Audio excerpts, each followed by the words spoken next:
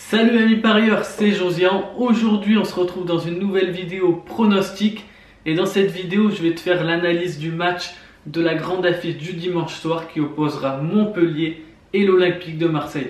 Donc en première partie je te ferai mon analyse et à la fin de la vidéo je te donnerai mon pronostic. Donc si tu n'es toujours pas abonné à la chaîne YouTube, tu peux t'abonner et ça te permettra par la suite de recevoir toutes mes prochaines vidéos.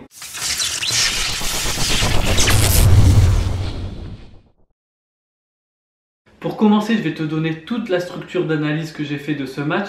Donc en premier lieu, je vais te donner mon point de vue par rapport à l'Olympique de Marseille, son début de saison, et également par le début de saison également de Montpellier. Et par la suite, je vais te donner le classement général, le classement à domicile, le classement à l'extérieur, et ensuite le classement sur les 5 derniers matchs. Donc c'est très important de regarder si tu veux analyser un match. Donc pour moi, l'Olympique de Marseille fait un super début de saison malgré le fait qu'ils ont été beaucoup critiqués en début de saison. Mais c'était surtout biaisé dans l'esprit des gens par les mauvaises performances en Coupe d'Europe. Or, il faut dissocier le championnat et la Coupe d'Europe. Concrètement, en Coupe d'Europe, c'était pas terrible. C'est vrai, ils méritaient d'être critiqués. Mais en championnat, il n'y a rien à dire. On le voit au classement. Ils sont tout simplement deuxième au classement avec 31 points, 9 victoires, 4 nuls, 2 défaites avec 31 buts marqués et 18 encaissés. Et donc pour Montpellier, tu vois, j'avais un peu plus d'appréhension en début de championnat. Mais malgré tout, je vois que Derzakarian a trouvé la formule idéale pour Montpellier. Donc voilà, au bout de 15 journées, Montpellier est 7e du championnat avec 5 victoires, 6 nuls, 4 défaites, 12 buts marqués et 8 encaissés seulement au bout de 15 journées, donc c'est assez remarquable. Donc voilà, ça c'est le classement général.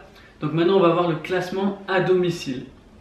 Le classement à domicile, là ce qui va nous intéresser dans ce match, c'est Montpellier. Donc Montpellier à domicile a joué 8 matchs, elle en a gagné 3, elle a fait 3 matchs nuls et elle a perdu seulement 2 fois.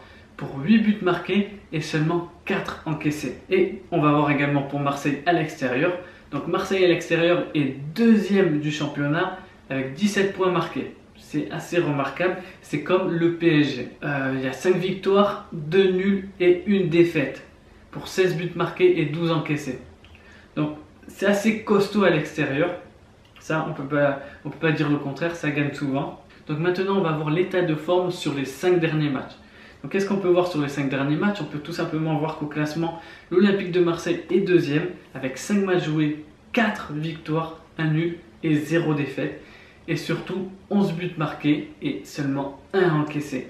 Donc c'est assez remarquable. Du côté de Montpellier, il y a 5 matchs joués, 1 victoire, 3 nuls et 1 défaite. Pour 4 buts marqués et seulement 2 encaissés.